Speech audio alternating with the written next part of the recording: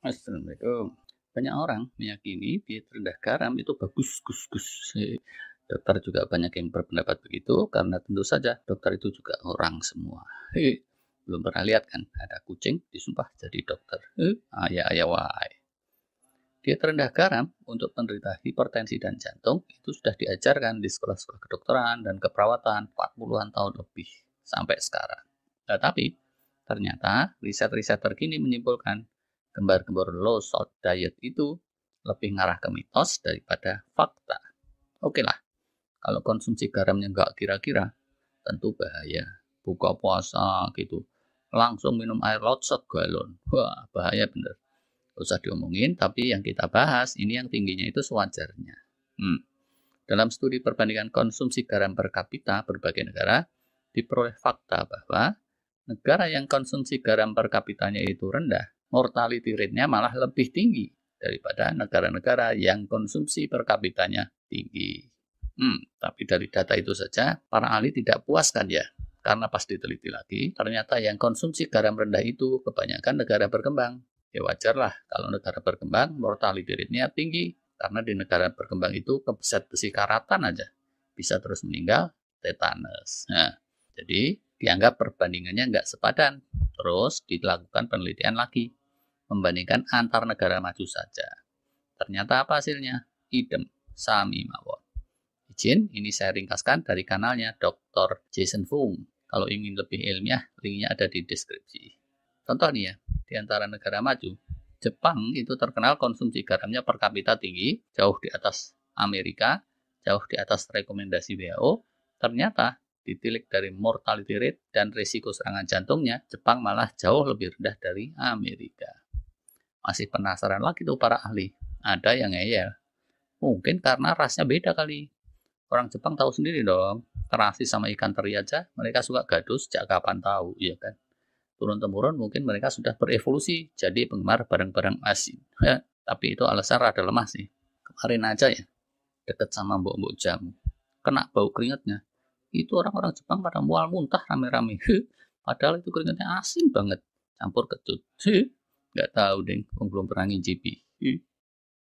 Biar nggak penasaran, terus ada pembandingan antara orang Amerika sama orang Amerika lagi. Ternyata kesimpulannya tetap sama. Diet rendah garam itu malah bikin defisiensi dan bahaya.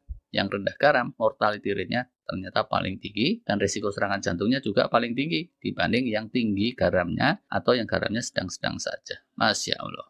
Institute of Medicine Amerika, sekarang namanya National Institute of Medicine, Mei 2013 menerbitkan laporan.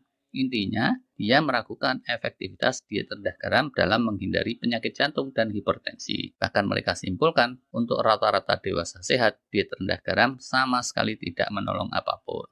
Tapi buat yang punya kondisi jantung tertentu, diet rendah garam itu malah bahaya, harmful. Di Inggris juga sama, berbagai penelitian ujungnya juga menyimpulkan diet rendah garam itu manfaatnya apa? Nggak jelas. Gitu katanya. Nah, kalau sejelek itu, gimana sih dulu-dulunya kok bisa ada rekomendasi diet rendah garam untuk hipertensi dan mencegah penyakit jantung? Dasarnya ternyata itu riset tahun kuda, tahun 70-an awal gitu sampai tahun 80-an akhir. Yang setelah diteliti ulang, itu ternyata mengandung banyak bias. Bias pertama, ada kecenderungan piki-piki. Laporan-laporan penelitian yang mendukung ke diet rendah garam langsung diterima, langsung dipublikasi. Tapi kalau tidak mendukung, diperes habis, dicek dan dicek, terus dianggap penelitiannya ada kelemahannya dan nggak dipakai, nggak dipublikasi. Timpang jadinya. Penelitian paling besar-besaran di bidang ini itu terjadi tahun 1988 antara lain. Yang diteliti ada 52 kelompok dari 32 negara. Pas diteliti lagi, ternyata bahkan penelitian besar-besaran yang mahal itu bias juga. Kalau sekilas sih memang terlihat ya, semakin tinggi konsumsi garam, tensi cenderung tinggi. Tapi setelah direview ulang, ternyata apa? Ternyata outlier pun dimasukin, yaitu 4 kelompok di sisi kiri. Outlier ini ternyata masyarakat yang peradabannya masih terbelakang di pelosok Papua Nugini, di pelosok Kenya, Brasil, atau hidup di atas pohon kayak gitu. Nah, mereka sih bukan cuma rendah garam, konsumsi gula juga minim, nggak kenal proses food juga, makan aja juga jarang. Jadi, pola hidupnya sangat berbeda dengan masyarakat modern. Besar kemungkinan yang bikin tensi mereka rendah itu diet mereka secara keseluruhan karena jarang makannya itu dan nggak ada urusan spesifik sama garamnya. Begitu air itu dikeluarin, apa coba? Ternyata makin sedikit konsumsi garam, itu malah kecenderungan tensi meninggi. Belakangan lagi ada penelitian yang lebih cermat di Amerika dan Inggris juga, dan disimpulkan bahwa diet rendah garam yang intensif itu bukan yang nggak ada potensi untuk menurunkan tensi, ada, dia bisa menekan beberapa strip gitu.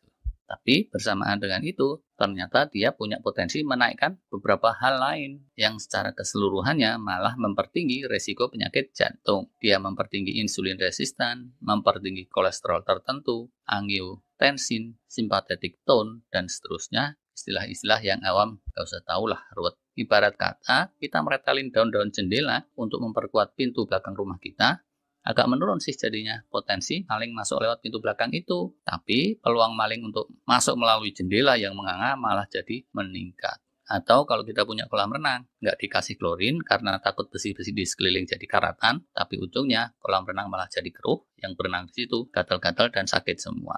Itu trade-off yang merugikan jadinya. Selain dari Dr. Jason Fung, referensi kami ada juga dari kanal Healthcare Triage. Linknya ada di deskripsi.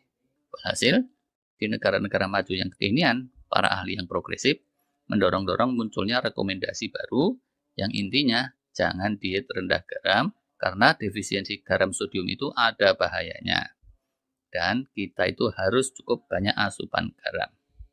Apakah bisa usulan rekomendasi kekinian itu menggusur keyakinan lama yang sudah nancep 40-an tahun? Walau alam.